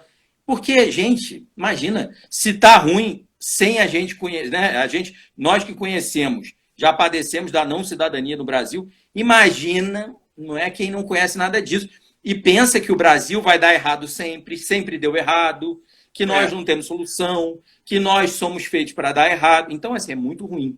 Eu falei isso hoje num bate-papo que eu tive num canal do YouTube, que eu me engajei nesse trabalho de resgatar essas pessoas exatamente por isso. Porque, assim, há um esquecimento completo, né? Pensa-se que não aconteceu nada, né? pensa-se, ou então tenta-se jogar toda a responsabilidade nas revoltas, tá? A revolta da Chibata, a revolta do não sei o quê, a revolta dos malês, não sei o quê. Não, peraí, né? A gente precisa separar as coisas. E é urgente tomar contato com pessoas que lutaram muito pelo Brasil, lutaram muito pelos negros do Brasil, mas que não têm o pensamento alinhado com o que se tem hoje. Né? É preciso trazer um outro tipo de visão do assunto. Né? Porque nós estamos presos agora numa espécie de metralhadora moral virada para o passado e atirando. É, né? É o que essas pessoas fazem hoje. Demonizar o anacronismo. O anacronismo é imperdoável, porque às vezes parte até de historiador, ou então sociólogo que domina história também. Eu não entendo como que a pessoa fica tão anacronista, eu estou usando o sufixo de propósito, sendo que ela é formada em história, ela é historiadora, não deveria praticar o anacronismo, porque a gente é vedado, nós historiadores é vedado o anacronismo. Quando a pessoa é historiadora e é anacronista, você já desconfia muito da produção, porque você fala, bom, ela tá fazendo isso de propósito. Então a gente já fica com o pé atrás. Agora, é como você falou, o labirinto moral, aí, a metralhadora moral. Querem, além de anacronismo, querem que a pessoa do passado corresponda aos seus anseios. Exatamente. É uma sinalização de virtude tosca, uma coisa tosca. Assim, e aí não dá, porque, por exemplo, na boca e na pena de um historiador é um troço vergonhoso. Mas eles fazem isso sem cerimônia alguma. Viram no passado e atiram e falam, meu Deus do céu. E aí, assim, se você fizer Tribunal da História, se você for historiador e não tiver compromisso com a ética profissional e sair praticando Tribunal da História, não sobra ninguém. Não sobra ninguém. Não sobra ninguém, por quê? Uma coisa que me perguntam muito, né? Dona Isabel era racista, ou então o extremo oposto. Dona Isabel tinha um caso com André Rebouças, por isso que ela assinou a Lei Áurea. Perguntam de tudo, né? Perguntam de tudo. E aí eu digo, olha, meu querido, eu não conheço pessoas do século XIX que não fossem... Olha, eu não conheço pessoas do século XIX que não fossem racistas. Eu não conheço pessoas hoje que não têm algum grau de racismo. Agora, imagina no século XIX. Perguntam para mim, Nabucco era racista? Era. Claro. Por que não era? Por que Nabucco, quando o Machado de Assis é definido como mulato, perguntam e ele diz, eu só via nele o grego. E ainda fala assim, fala que o Machado talvez nem gostaria de ser descrito pelo quem foi que fez o necrológio, né? O necrológio. E não é o Zé Veríssimo. Quem foi que fez mesmo? E aí o Zé Veríssimo pode ter feito. Não, acho que foi o Zé Veríssimo, sim. Zé Veríssimo mesmo. A troca era entre Nabucco. Não, olha só. Aí as pessoas pensam que a família Rebouças, que era a família negra de maior projeção no tempo do Império, era uma família abolicionista, claro que era, mas que não, por exemplo, então é abolicionista, então não tinha escravo. Não, meu querido, era abolicionista. Rebouças teve escravo até 1874, eu acho. Sim, em 74, ele registra no diário que ele e o pai libertaram os últimos escravos que eles tinham, né? Exatamente. As pessoas pensam assim, as pessoas têm várias ideias, como fala você gosta de usar o termo imaginário moral, né? As pessoas têm umas ideias em relação à história que não batem com nada. Quando me perguntam, quando falam comigo, amigos às vezes que conhecem a historiografia um pouco, mas falam como se a classe senhorial brasileira fosse branca, loira de olho azul, chibatando os negros, os escravizados, que eram todos negros, a maioria esmagadora era, eu falo, olha, já começou errando por aí. Porque a classe senhorial brasileira não era branca, loira de olho azul. Se você estudar uma coisa que eu sempre estudei, genealogia, e você fizer a história da fotografia, a história da iconografia brasileira, e você entrar nas famílias senhoriais brasileiras, por método genealógico, método histórico, você vai ver como que eram essas famílias. E aí você vai falar, o buraco é mais embaixo. De fato, na verdade, a gente era racista, eurocêntrico, eugenista, infelizmente, né, a eugenia impregnou as mentes, né, dos nossos antepassados, mas isso era para todo lado. Daí aquele quadro, a redenção de Cana. Na verdade, todo mundo tinha isso. Era todo mundo moreno, brasileiro comum, brasileiro médio. Era todo mundo moreno. Agora, se viam como brancos, podiam se ver até como viking. se quisesse, mas não eram. Podiam se Como ver diz como quisesse. o Guerreiro Ramos fala isso, né? O Guerreiro Ramos fala que há uma psicologia do branco brasileiro que ele não quer ser brasileiro, ele quer ser europeu, né? E ainda hoje tem essa coisa do eu sou descendente de italianos, eu sou descendente de alemães. Então, meu amigo, você é brasileiro, você é mulato. Mulato. Olha, nós aqui, nós somos, na verdade, acho que todo mundo sabe disso, isso é uma bobagem não dizer isso, um dos povos mais mestiços do mundo. Aí você fala assim, o português já era muito mestiço, imagina o brasileiro, que é descendente dele, descendente dos índios e descendente dos negros. Aí você fala assim, mas tinha um ideal branco, o ideal da branquitude. Mas era ideal, meu filho. No real, era todo mundo mestiço. O barão que é o sujeito se achar branco e quando vem um europeu para cá, chama ele de preto. Exatamente. Como o Dom João VI foi chamado de preto. Eu falo isso no meu curso, né? Que o Dom João VI foi chamado de preto, né? Pela esposa do comandante do exército de Napoleão, lá, né? A Condessa de Abrantes. A Duquesa de Abrantes, que é um título... Duquesa de Abrantes. Ela chama o Dom João VI de preto. A corte portuguesa, no contexto europeu, já sofria, entre aspas, a gente chama de racismo, né? Já sofria um racismozinho, né, das elites europeias. Então, a nobreza, a realeza portuguesa é um ramo, digamos, de nobreza alta, né, que são os duques de Bragança, e claramente, não é, os príncipes de Portugal, os príncipes de Bragança, não eram, eles mesmos já não eram louros de olhos azuis, como, por exemplo, os primos Habsburg. Claro que depois eles praticam a endogamia, e com isso eles vão ficando cada vez mais parecidos. Mas, originariamente, não. Eles ainda eram bem morenos, os olhos eram mais escuros, os cabelos e o nariz de árabe? O nariz de árabe? Eles tinham muita mestiçagem. Agora, não era... Na verdade, assim, a genealogia, a genética provam por A mais B que ninguém não é mestiço. Não existe essa possibilidade. Agora, não existe. Todo mundo tem todo tipo de antepassado. Agora, voltando para o que nos interessa, que é a história do Brasil escravista, a história do Brasil dos anos 1500, 600, 700, 800, que as pessoas olham para trás, olhando com a cabeça hoje em dia, os olhos, e falam que era tudo horrível, e que aí começam as viagens, digamos assim, para não usar outro termo. Eram brancos massacrando uma maioria negra. Não é verdade se você começar a olhar sobre esse aspecto. Branco, idealmente, podiam até ser. Na prática, não eram brancos. Quanto aos escravizados, eram negros, sim, mas também eram índios. A escravidão indígena não é falada pelas pessoas, e ela foi gigantesca no Brasil, do início da colonização, e persistiu aberrantemente até o fim, até a Lei Áurea. Em plena Lei Áurea ainda tinha um monte de índio no Brasil que era considerado escravo, porque os fazendeiros no interior não tinham respeito nenhum à lei. E eles estavam cansados de saber que os indígenas não podiam ser escravizados. Pois eles iam lá, mandavam ir na aldeia, pegavam as escravas mulheres, casavam elas com os seus feitores, estupravam, matavam os índios homens. Então, assim, o buraco é mais embaixo, infelizmente. A nossa história, como a história de todos os povos, né, coloniais, tanto que receberam colonização quanto que colonizaram, tanto faz, é uma história, assim, de violência, de massacre, de tudo que...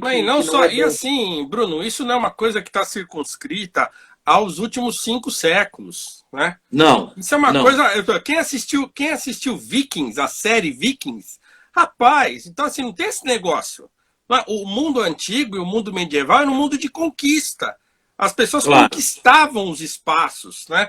Escravizavam os povos que perdiam as guerras, faziam um monte de... Então, quer dizer, isso era um negócio assim, normal. Todo mundo fazia isso, né? Então, assim, aí hoje eu vi um fulano apareceu falando que porque a escravidão colonial é uma coisa... Os caras ligam a escravidão ao iluminismo. Mas fazem uma salada, um troço, que você fala, meu Deus do céu, mas o que acontece na escravidão colonial era uma continuação do que já se fazia na história inteira. O que acontece é que se estabelece um comércio volumoso. Esse é o diferencial.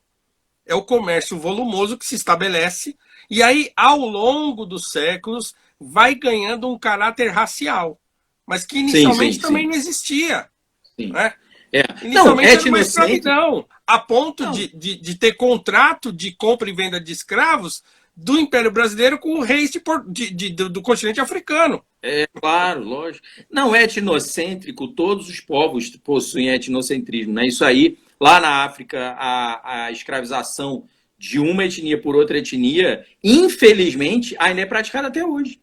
E na Ásia, além do que a gente sabe do tráfico internacional de pessoas, até hoje existe hoje isso. Tem, numericamente, muito mais escravos, hoje em dia, atualmente, do que existia na época da escravidão colonial. Hoje.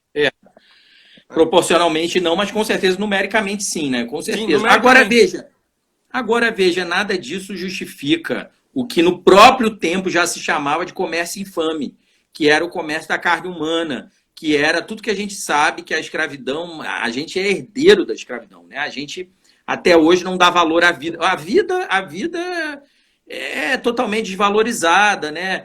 Quem trabalha com direitos humanos, eu trabalho com isso, sou da Comissão de Direitos Humanos da OAB, sabe que não dá valor, sabe que nas próprias casas que seriam de correção e ressocialização dos detentos, são praticadas barbáries, tanto pelos detentos quanto pelos policiais.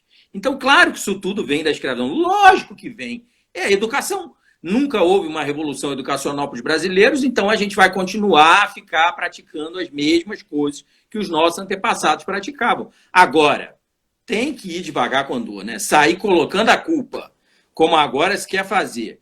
Lá no... a culpa de tudo está numa coisa só.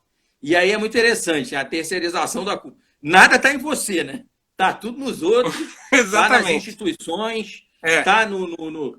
Ué, então começa... Eu, quando estudo essas coisas, que agora, né, digamos, é necessário agora, os estudos são racializantes, né? Então, nós temos que racializar toda a história e a historiografia. Perfeitamente, pode fazer à vontade. Eu fico pensando no choque que vão ter os historiadores negros, por exemplo, quando eles forem descobrir como é que foi a transição. Ivone Meg, que prazer tê-la aqui na nossa live. Professora Ivone Meg, uma querida. Ivone Meg. Da UFRJ, né? Beijo. Um beijo. Uma pessoa extraordinária, viu? Um beijo. Pois e aí eu fico pensando isso, vai racializar os personagens e a própria história da transição do século XIX para o XX. Eu acho ótimo, porque vai descobrir, não é, como que foi a ação e a atuação contra os negros. E aí a situação fica mais complexa, né, de você também sair colocando a culpa a esmo, assim, os abolicionistas, ou então a monarquia. Hoje atacam muito a monarquia, porque, claro que tem uma relação uma coisa com a outra. Existe hoje um movimento monarquista crescente na internet. Claro que fora da internet não existe. Mas na internet existe um movimento monarquista. Então, há muitas pessoas, não é, de movimentos negros pensam que esses movimentos monarquistas, né, é uma grande, como você falou, é uma salada de conceito e uma salada de definições. Muita gente, eu vejo o movimento negro, acha que os movimentos monarquistas, que são de internet, não tem representação política zero, né, praticamente zero, eles pensam o seguinte, esse movimento quer reiterar a versão de que a monarquia era bondosa para os negros e de que era tudo um mar de rosas. É assim que é apresentado, né?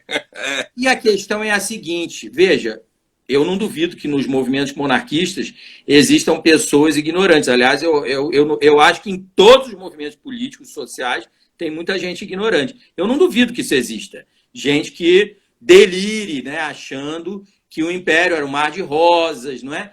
Que não tinha maus tratos aos negros, que não tinha, sei lá, se duvidar, pensa até que não tinha escravidão.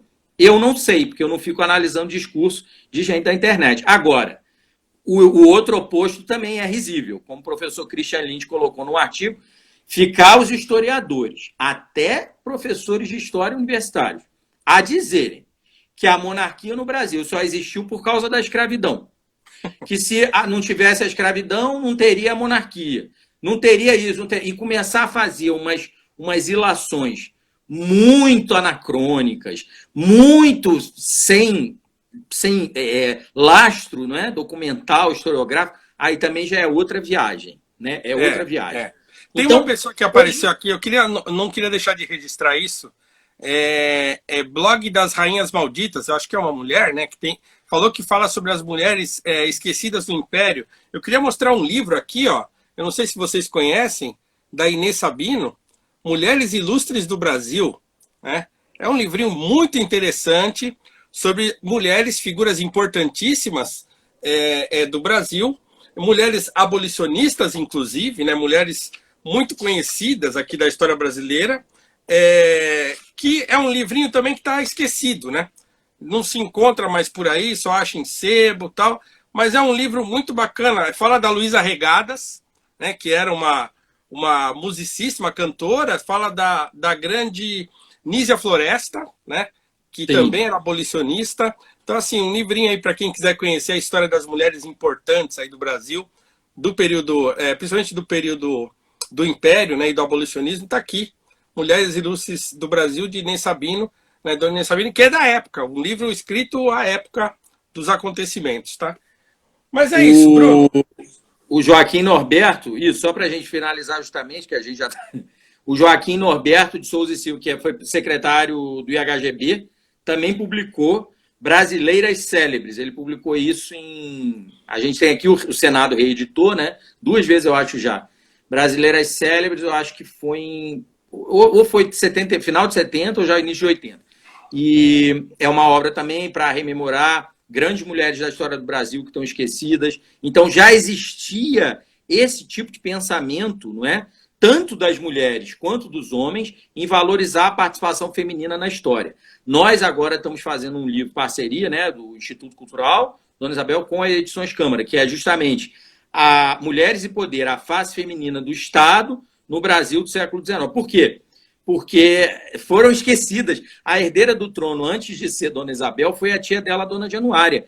E houve tentativas de golpe de Estado para colocar a Dona Januária no poder. Nada disso hoje em dia é conhecido. Então, assim, essas mulheres que tiveram poder, de fato, a Dona Luísa de Barral, a Condessa de Belmonte, né, que eram mulheres que, na atuação palaciana, queriam mostrar e mostravam poder, né? Eram mulheres autoritárias e tal, e hoje em dia elas não são mais conhecidas. De fato, a historiografia, infelizmente, claro, e aí a gente vai terminar, ela é sim dos vencedores. Isso tem uma razoabilidade em você dizer isso, né? Os discursos referentes a quem venceu na história, eles abundam mais do que aqueles referentes a quem perdeu na história. Tudo Exatamente. bem. Isso é um fato. Mas uma coisa não natural. É por isso também. Agora não é por isso também que não existe nada. Exatamente. As pessoas pensam, não tem nada. Não existe nada. Não nada. Tudo hoje em dia as pessoas são muito radicais, né? E aí assim, não é verdade. Tem coisa, só que ficou esquecida, caiu no ouvido, o que não significa dizer que não haja elementos para estudo, né? A microhistória hoje permite fazer esse tipo de estudo, né? Então, que é preciso ser feito. Então, por exemplo, no Brasil, tem a questão, todo mundo fala, por exemplo, porque é um negócio que os Estados Unidos têm bastante, que é a participação das mulheres negras no processo abolicionista.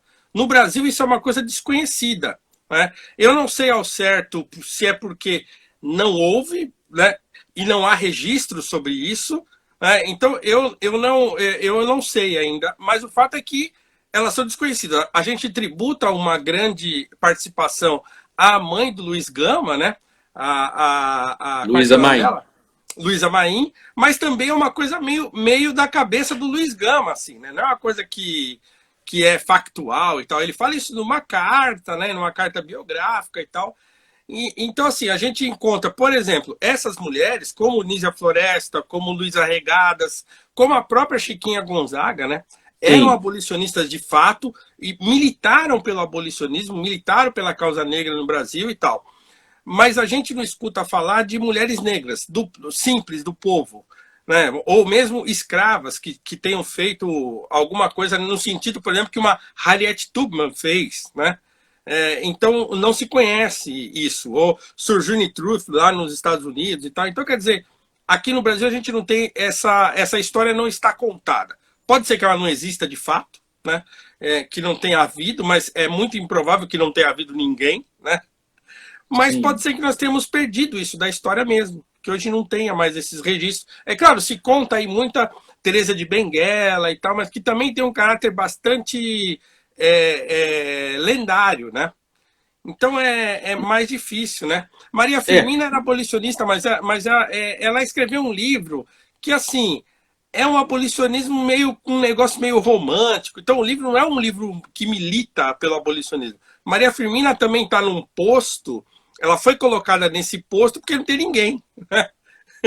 Mas o fato, se você lê o livro da Maria Firmina, se você lê o Úrsula, é assim, fala tal da escravidão e tal, mas é aquilo.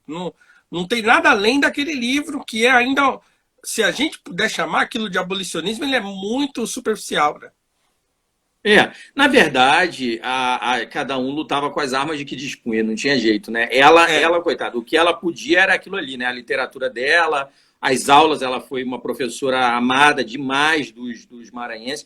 Agora... Não, e o livro é bonito, né? Não estou dizendo que o livro é... Não estou menosprezando, não. Sim. É um belo livro. Não, eu entendi. Você está falando da possibilidade do protagonismo de mulheres negras no abolicionismo. E, assim, são os limites do tempo. São os limites do tempo. Exatamente. Chiquinha Gonzaga, se hoje a gente vai chamá-la de negra, né? O movimento negro tem esse aporte, né, afirmatório em relação aos personagens do passado. Então, a Chiquinha Gonzaga é negro, Machado de Assis é negro, todo mundo é negro. Veja, sim, esses personagens históricos estão aí para o nosso deleite, né? A gente pode enxergá-los da forma como a gente queira. Agora, a questão é a seguinte, eles tinham limite de ação. Assim como Dona Isabel, no trono imperial, que ela estava lá no alto de tudo, né, no cume da sociedade, ela tinha limite da ação. Imagina o limite, né, de uma mulher negra que não fosse rica, uma mulher negra pobre, no século XIX, em período de escravidão oficial, onde a escravidão era claro, né?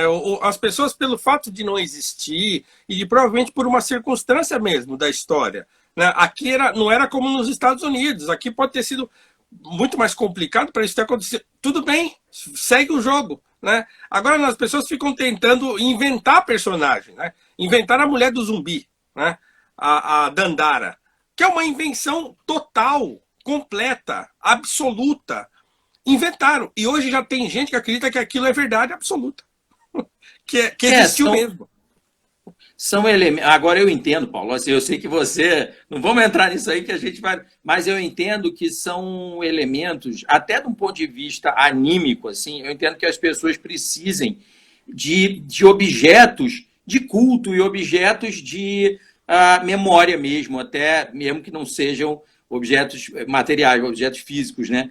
Mas objetos de memória mental, né? Ou como você fala aí dos imaginários, o imaginário moral, eu imagino que as pessoas necessitem. Eu acho assim, todos esses personagens históricos que são objeto de reflexão e às vezes objeto de culto, né?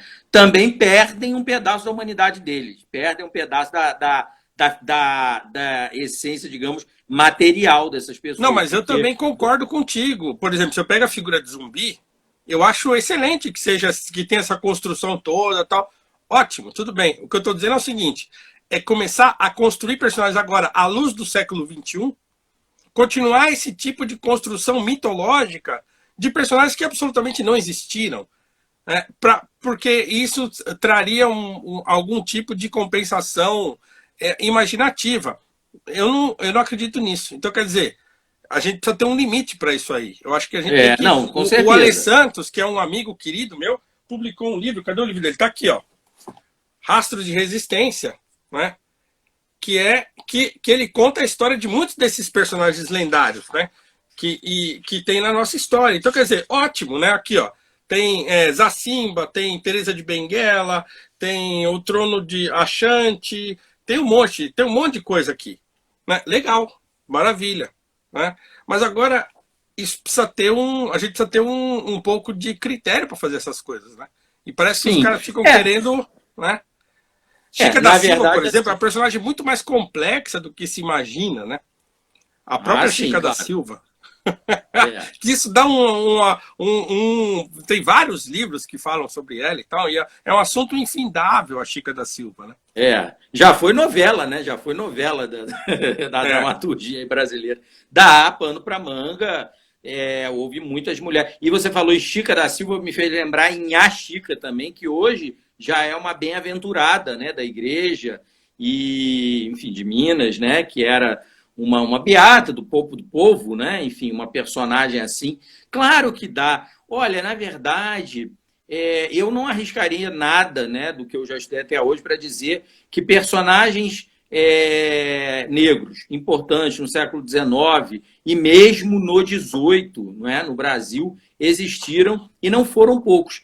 O Conde D, quando ele desembarcou no Brasil, o príncipe Gaston de Bourbon-Orléans, Conde D, né, que ia ser o marido de Dona Isabel, a primeira pessoa com quem ele se deparou, o padre que foi cumprimentá-lo, o vigário, né, isso ainda desembarcando em Recife, era negro. E ele tomou um susto, porque na cabeça dos homens e das mulheres do século XIX europeus, né, ele não vai pensar que vai ter uma comitiva para receber o príncipe, e o padre é preto, né? Então ele. Não, é igual o Dom João VI. Um susto assim, né? Quando o Dom João VI chegou no Brasil e viu o coral, né, e a orquestra que tinha na igreja lá do Rio de Janeiro, né, de negros. E aí ele ficou... Não, a igreja era dos negros, a igreja era. O Cabildo da Sé tentou impedir os donos da igreja do Rosário dos Homens Pretos, que era o nome da igreja, que existe até hoje, infelizmente está caindo aos pedaços. Eles quiseram impedir os donos da igreja, a Irmandade, de cumprimentar a família real. E aí, a Irmandade do Rosário dos Homens Pretos deu a volta e foi na frente da família real se apresentar. Eles eram os donos da igreja e temporariamente, a Catedral do Rio de Janeiro estava sediada na Igreja do Rosário dos Homens Pretos do Rio de Janeiro. Então, foi lá naquela igreja que Dom João e a família toda desembarcaram e foram assistir ao Te Deum. E aí um pintor carioca, né, Armando Monteiro, ele fez uma tela desse desembarque e com a Irmandade dos Homens Pretos, indo até a família, né, com aquele foge o nome agora. Estandarte? Não, estandarte e tudo, eu digo, oh meu Deus, que a gente usa até para a hóstia consagrada, em cima do Dom João. Não. O palio. E aí tudo, aquela coisa, aquela pompa toda, e aí eles dão a volta e vão se apresentar. E aí o pessoal do Cabildo da Sé fica indignado. Então, depois, Dom João vai conviver com o padre Zé Maurício Nunes Garcia. Exatamente, escrevi sobre ele na Gazeta. Que é muita gente num espírito, enfim, nativista, né? A gente sempre quer olhar os nossos como algo grande também. Muita gente chama ele de Mozart brasileiro, e ele era negro. Era mulato, como se dizia no tempo. Mas nós hoje podemos dizer que ele era negro? Podemos, a gente pode sair usando as expressões. Não, e há relatos que dizem que ele era escuro mesmo. Sim, sim, claro. Como branco, e o Marcos Portugal tinha uma raiva danada. E, no entanto, Dom João também acolhia, era política, né? Isso aí é política pura, né? Dos Bragança, que era, na verdade, tentar atender, era uma política, digamos, racial deles, né? Atender a todo tipo de súdito, né? E tentar, ao modo deles, né? Beneficiar ou ao menos gerir, não é? As demandas de todo tipo de súdito. E o padre Zé Maurício, o requiem que ele compôs para a própria mãe dele, foi usado para a rainha Dona Maria, que morreu no Rio, né? 1816, essa coisa toda. Então, na verdade, quando se falar, vamos racializar a história dos nossos antepassados, perfeitamente, pode, até deve. E aí as pessoas vão se chocar com isso. Elas vão ver muita gente que elas achavam que era branca e que não era branca, e talvez, como você está dizendo aí, muita gente que acha que é negra e que não era negra. Mas não tem problema. O que é interessante, o que eu acho disso, eu acho esses estudos ótimos, né, é você justamente investigar as origens das mazelas, né? Porque esse racismo nosso mal resolvido, mal destrinchado, né, essa coisa velada e dessa forma como a gente... Ele tem a ver com isso também, ele tem a ver com a falta de conhecimento, ele não tem a ver com a superabundância de conhecimento. Exatamente. Seria um delírio nosso achar É fruto isso. da ignorância. Exatamente, exatamente. É um delírio nosso achar que as pessoas são muito racistas porque elas são muito cultas, muito letradas. Seria o mínimo do mínimo. Isso aí é o nazismo. Isso aí é o nazismo. Gente muito culta, muito letrada, que acreditou em teoria racial e supremacia racial ariana. Isso O não é o racismo caso. brasileiro, como eu digo sempre, o racismo brasileiro é fruto da estupidez. Claro. Ele é uma estupidez, uma coisa que vem da falta de conhecimento mesmo. Mas, Exatamente. Bruno, meu amigo, acho que nós chegamos aqui num ponto da É gente verdade. terminar. Bom, mas Falando celebremos então aí o aniversário de Dona Isabel, mais uma vez aqui falando, recomendando o livro do Bruno e da professora Fátima Argon, aqui ó, Alegrias e Tristezas, 888 páginas sobre Dona Isabel, a Princesa Imperial. Comprem esse livro, leiam, vale o preço, viu? Ele custa caro porque ele custou caro para ser feito, né? Então, ó, muito. dividam no cartão, façam um esforço, ajudem a pagar o livro, porque até agora o livro não foi pago, né, por aqueles que o fizeram e despenderam tempo, dinheiro, esforço de pesquisa para botar no mercado uma obra volumosa e preciosa como essa. Então, gente, ó, comprem, tá? Comprem mesmo, façam um esforço de comprar. O meu curso continua com desconto, 50% de desconto lá no www.cursospaulo.cruz.com.br. Entrem lá, se inscrevam, tá duzentão. Você pode dividir em 12 vezes lá na Hotmart. Então, que o curso não é polêmico. O curso é uma tentativa desse tipo de conversa que eu tive com você hoje, Bruno. Da gente olhar para a história sem esse anacronismo.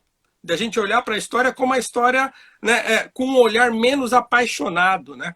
De tentar ficar fazendo julgamento da história. Não, vamos olhar os fatos, né? Vamos olhar as coisas que a gente tem, as fontes primárias, aquilo que a gente tem de mais perto do acontecimento, e vamos tentar não jogar todo mundo na lata do lixo e nem exaltar meia dúzia de pessoas, né? Então o meu curso tem essa intenção de dar um caminho para uma coisa assim, como é que a gente sai desse verdadeiro imbróglio histórico que a gente tem e que ainda hoje causa tanta confusão, tanta mágoa, tanto ódio, né, e tanto ressentimento, né? Então essa é a intenção desse neoabolicionismo, se eu posso usar o termo cunhado por você. Deve. Então acho que esse é o trabalho que a gente deve fazer, né? Então, Bruno de Cerqueira, alguém perguntou Bruno de quê aqui? Bruno de Cerqueira. Então é isso, né? Então, gente, assim, esse é o trabalho, é um trabalho longo, é um trabalho cansativo, porque a gente é atacado o tempo todo, as pessoas acham que a gente não tem o direito de falar porque a gente não concorda com elas, é uma loucura, mas a gente vai continuar.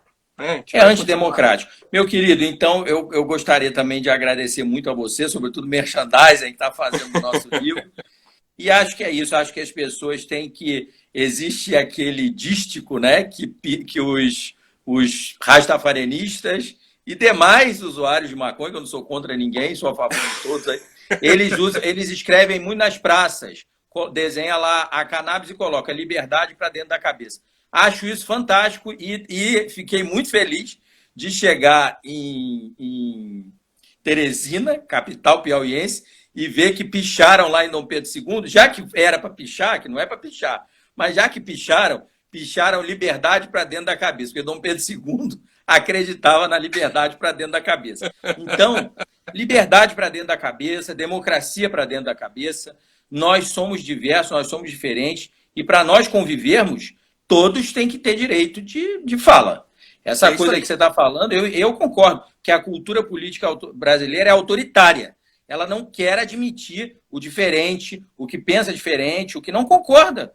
E eu vejo a sua luta toda no movimento negro para colocar uma narrativa, uma visão e um postulado que não sejam predominantes. Ninguém precisa pensar igual, né? É até ridículo, é horroroso, né? Pensamento único, qualquer coisa única, né? Do ponto de vista, aí eu falo como católico, do ponto de vista teológico cristão, é uma aberração, é contra Deus, porque nós somos diversos, necessariamente.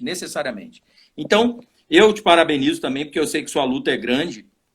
E eu acho uma luta fulcral. Eu acho que neoabolicionismo é para todos, né? Não é só porque o ID aí entoa, né, como a gente diz no livro, a gente entoa como mantra, né, o neoabolicionismo, resgatar os abolicionistas. Eu acho que é para todo mundo, eu acho que é para todo brasileiro, porque se ele não conhecer a vida e a obra dos abolicionistas, é muito difícil de ele se conhecer. Reconhecer e conhecer, eu acho muito difícil, muito difícil. É isso aí. Porque tudo ficou lá, ficou nebuloso, foi mal resolvido, não foi feito, e nós estamos aí padecendo até hoje, né, por muito do que ocorreu naquela transição de centúria, né? Muito obrigado, meu caro. É isso aí, meu amigo. Muito obrigado, gente. Obrigado por estarem aqui conosco nos 2 momentos da nossa live aí. Muito obrigado a todos. Tenham uma boa noite. Fiquem com Deus. Bruno, um abração. Vamos nos falando aí, tá? Gente, um abraço. Beijo para todo mundo. Tchau, tchau.